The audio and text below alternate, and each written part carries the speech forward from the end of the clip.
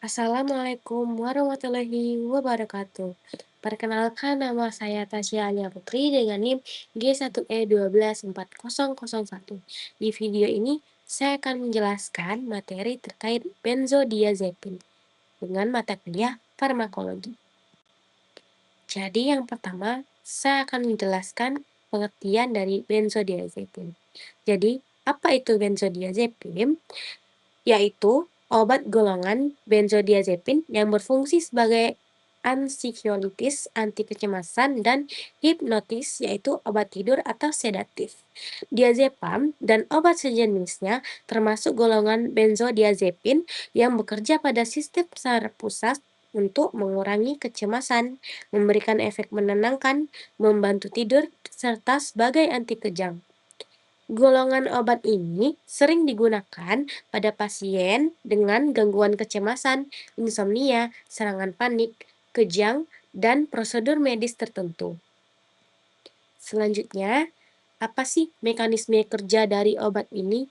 Jadi, benzodiazepin ini dia bekerja pada reseptor yang bernama GABA-A di membran postsinaptik neuron, yang dimana GABA menempel pada reseptor GABA-A sehingga GABA ini dia berfungsi sebagai neurotransmitter inhibitor yang menurunkan aktivitas saraf.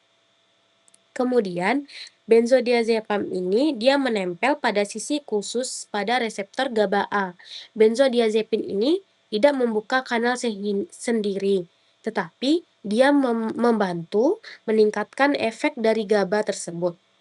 Karena adanya benzodiazepin, kanal ion klorida C-elminnya itu menjadi lebih sering terbuka, sehingga ion C-elmin masuk ke dalam neuron.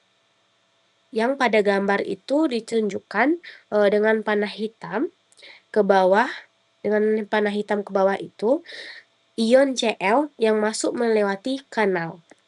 Masuknya ion C-elmin menyebabkan bagian dalam neuron menjadi lebih negatif atau hiperpolarisasi.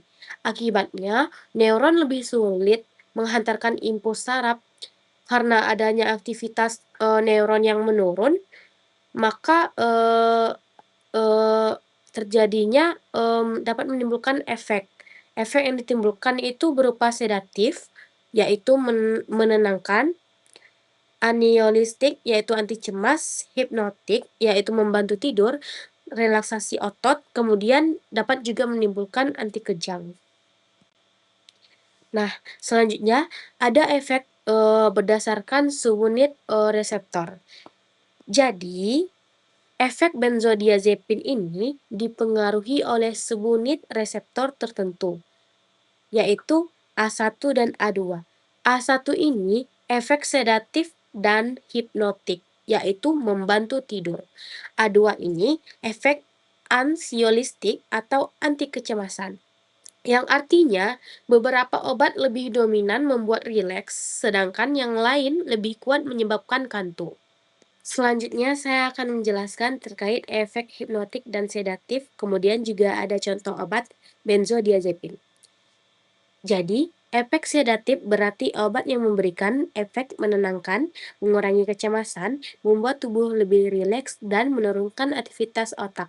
Benzodiazepin membuat neuron lebih sulit menghantarkan impuls karena masuknya ion C-elmin ke dalam sel saraf. Akibatnya, aktivitas saraf menurun dan pasien menjadi lebih tenang. Contoh obat dengan efek sedatif yaitu ada diazepam dan lorazepam. Kemudian efek hipnotik. Jadi, efek hipnotik ini berarti obat yang dapat membantu mempermudah tidur, mempercepat onset tidur, dan menyebabkan kantuk. Efek ini terjadi karena adanya penekanan aktivitas otak lebih kuat sehingga pasien menjadi mengantuk atau tertidur.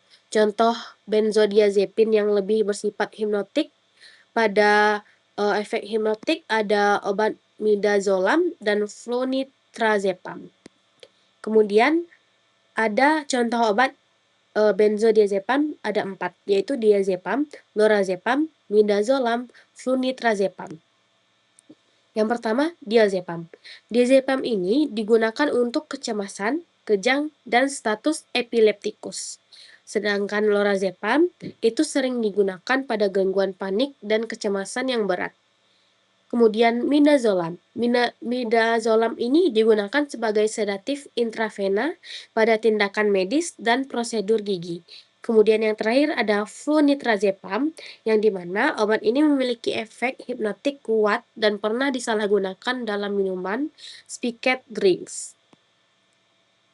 Jadi dari, semua penjelasan yang telah saya jelaskan, dapat disimpulkan bahwa benzodiazepin adalah obat penenang yang bekerja meningkatkan efek neurotransmitter GABA di otak, sehingga aktivitas sarafnya menurun. Obat ini bermanfaat untuk kecemasan insomnia, sedasi, dan kejang, tetapi harus digunakan hati-hati karena dapat berisiko menyebabkan ketergantungan dan penyalahgunaan.